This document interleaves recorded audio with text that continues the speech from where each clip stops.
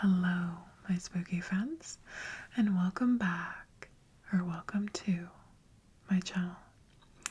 I am so happy to see you, as today I have another true crime ASMR video for you to enjoy. Today we will be diving in to not necessarily a true crime case, but it should be, honestly. But this was the phenomenon of the 3 identical strangers. And after I read stories on this and then watched the documentary itself, I'm intrigued. 3 identical strangers covers the reunion of triplets, Shafran, Galland, and Kelman, who were separated at birth and placed in 3 different homes. And one was blue collar, one middle class, and the third the home of an affluent doctor. The triplets were separated at birth by an adoption agency called Louise Wise Services. They were placed in the separate homes, and none of these families knew that their sons had been born with siblings. So that is today's video. So let's dive in. The triplets randomly found one another in 1980 and instantly became media darlings. They were interviewed by Tom Brokaw and Phil Donahue, wearing matching outfits and answering questions eerily in sync. The trio formed a bond so fast that it was almost as if they hadn't been raised in different homes. They moved into an apartment together in New York City. The story of the handsome, smiling triplets was eaten up by the media. They walked the same, they danced the same, they smoked the same type of cigarettes, and each had an affection for older women. Their adoptive parents even revealed that as babies, each child would become distressed, banging their head against the side of their crib. They were an overnight sensation. The triplets even scoring a cameo in the Madonna movie Desperately Seeking Susan. For 15 years, the men lived a happy existence, opening a restaurant together named Triplets, and each finding love and having children. But fractures and fissures did begin to surface. All 3 men suffered from mental health issues, and in 1995, Galland took his own life after a struggle with depression.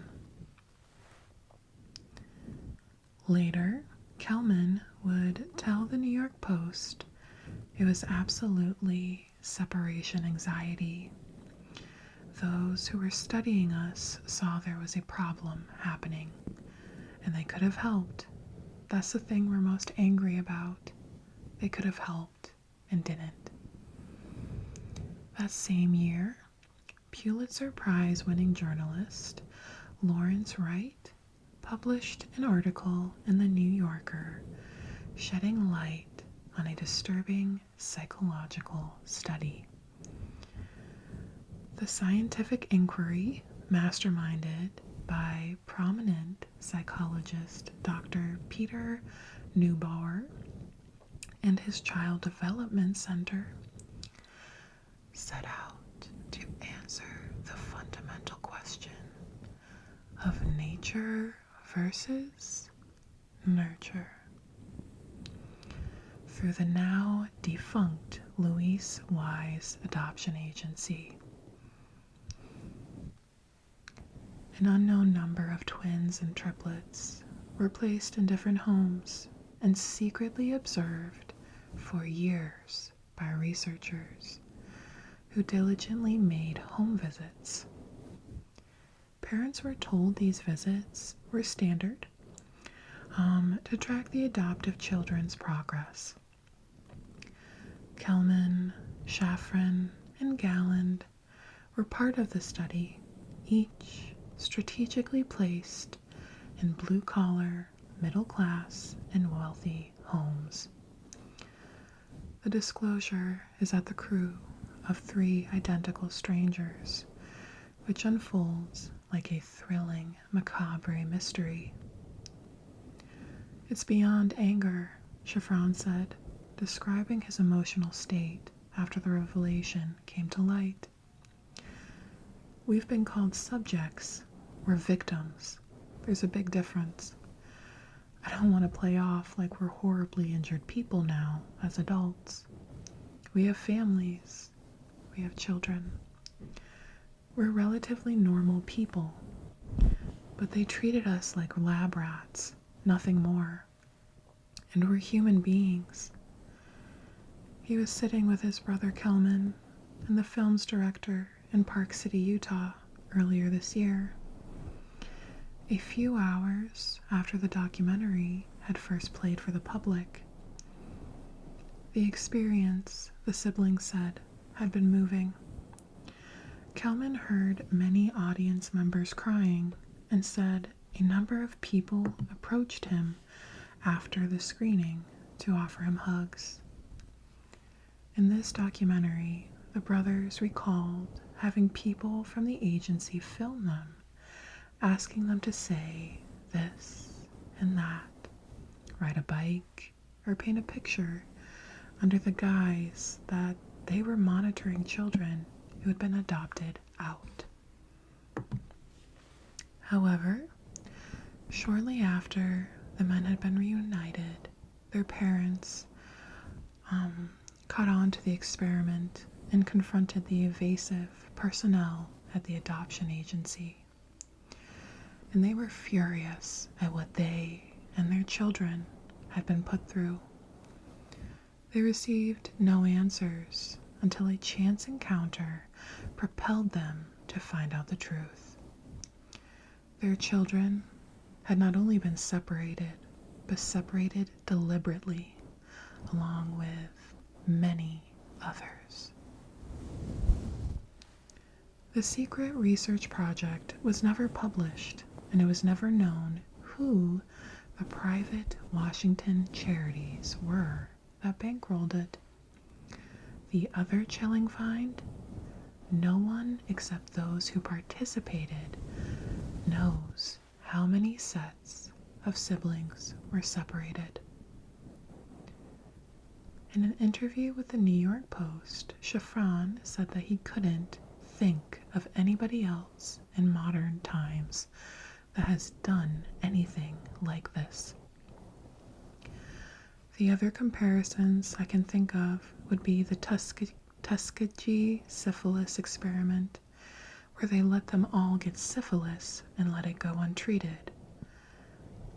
Those patients dying horrible deaths.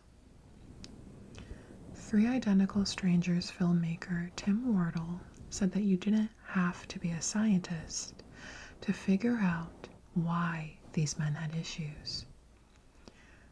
One of the most shocking things was that these psychiatrists are sitting around saying, "Oh, it's really strange. The children all seem to have these problems."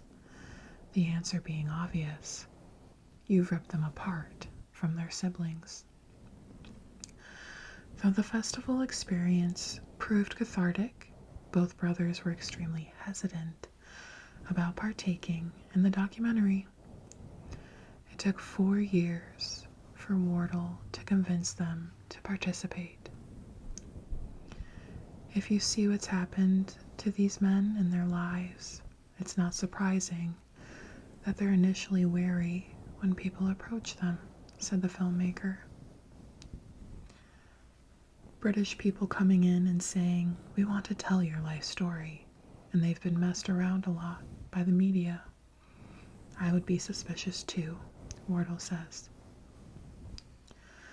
Kelman agrees. After all this time, they were so excited about their story, and they wondered what Wardle really had in mind for this documentary. Wardle would then create a teaser to help raise additional funding for the project early on, which did not help or ease the brothers' minds. When the brothers saw it, they had second thoughts about moving forward. Even Wardle acknowledges that the sizzle reel was quite taboo and a bit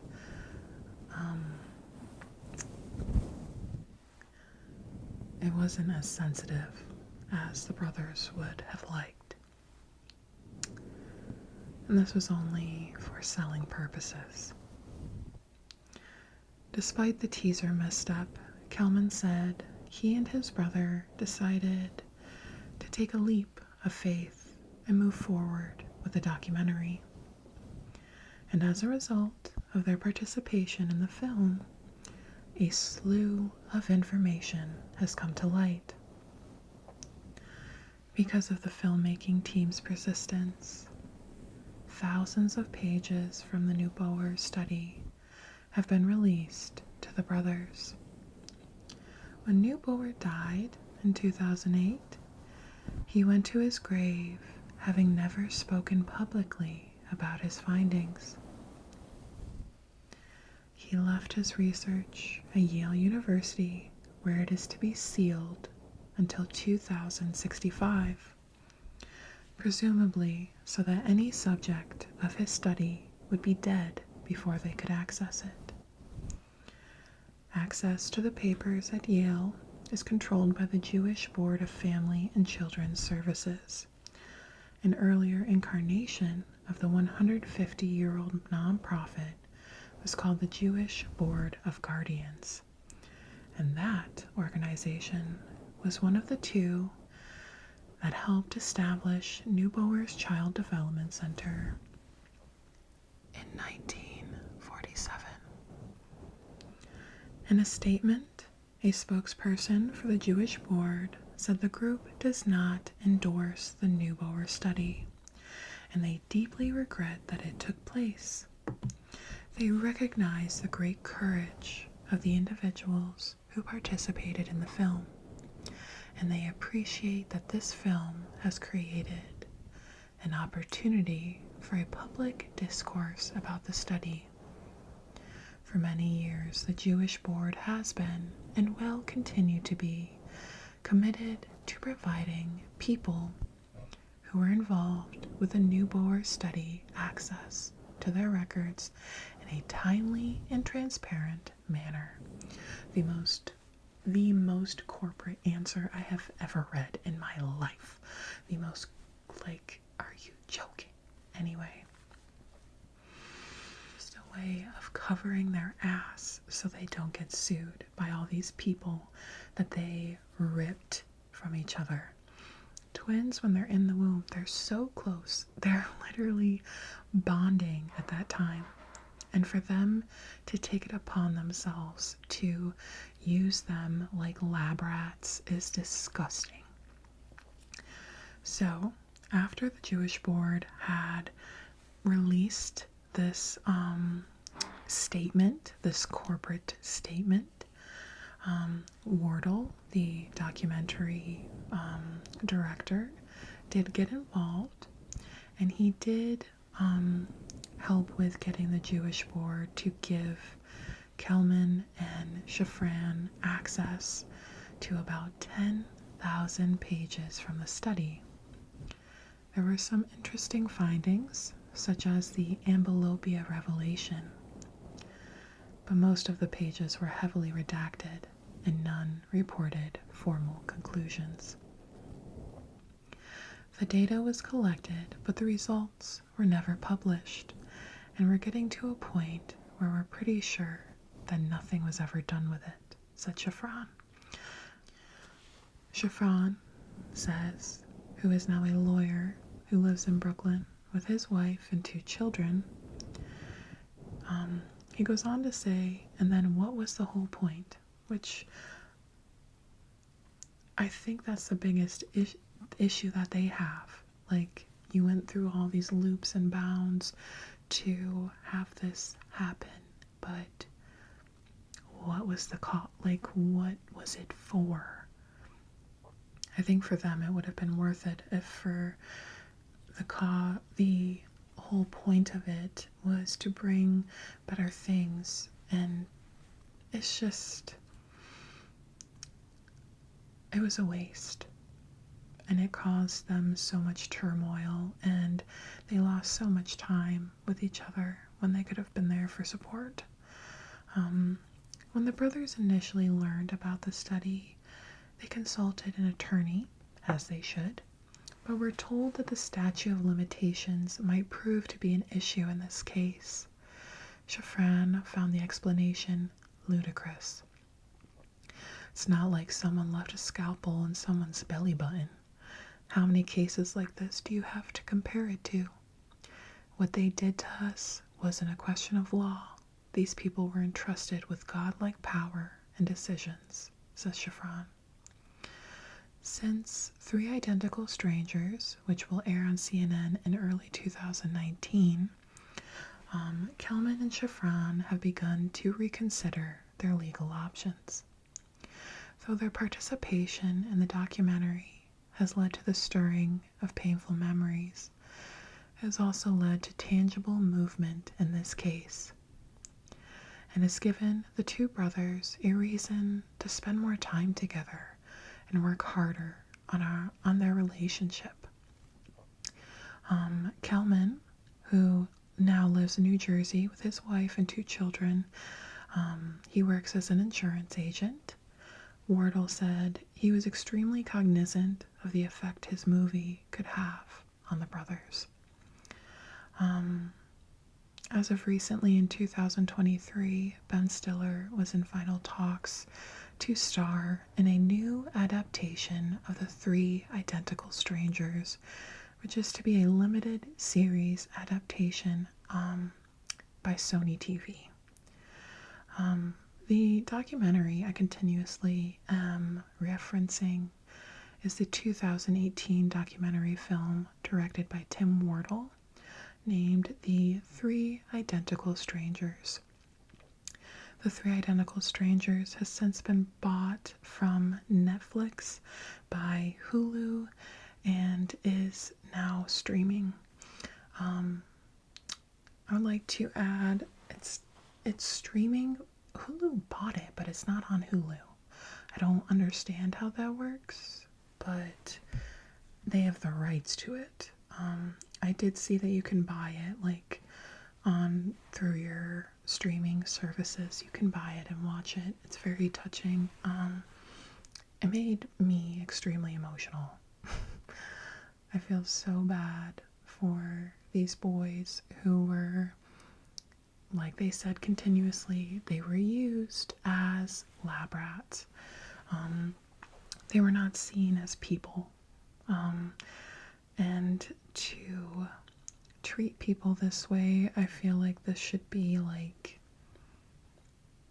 I mean, I understand wanting to observe, but there are certain cases where you couldn't observe that. You didn't have to make it this way. And it's just always about control, and it's just disgusting. And I'm sure it's very difficult for Shafran and Kelman to,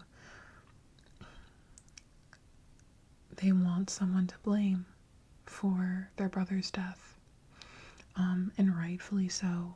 And I'm sure the turmoil and abandonment that these boys felt by their own brothers very shortly, like they were birthed and then separated. those bonds, you can't really deny that. I'm sure that it affected him for very much longer in his life, and it's very heartbreaking. And I tried to look to see if they did file charges, which, as they should, but I have not seen anything as of yet. So, as you may have noticed, we are in a different spot. This is still in the works. I have debated on doing maybe something a little different. I haven't decided. But this is my little spooky sign. I always thought it would be cute to have that in this videos. Maybe make my own, have my boyfriend make me a little Anne to put at the end. I haven't decided. So, I know I'm behind on uploads. Holiday season, as you can imagine, a little bit crazy. That's fine. But we will be back on track moving forward. I thank you guys so much for dealing with me. I myself am a work in progress, and this channel is always a work in progress. We are working to not perfect it, because perfection is not, it's fake, doesn't exist. But I want to create a space that you guys can enjoy. So hopefully we are on the right track of that. Thank you so much for watching today. I've missed you so much, and I'm so happy to sit here in front of you with you.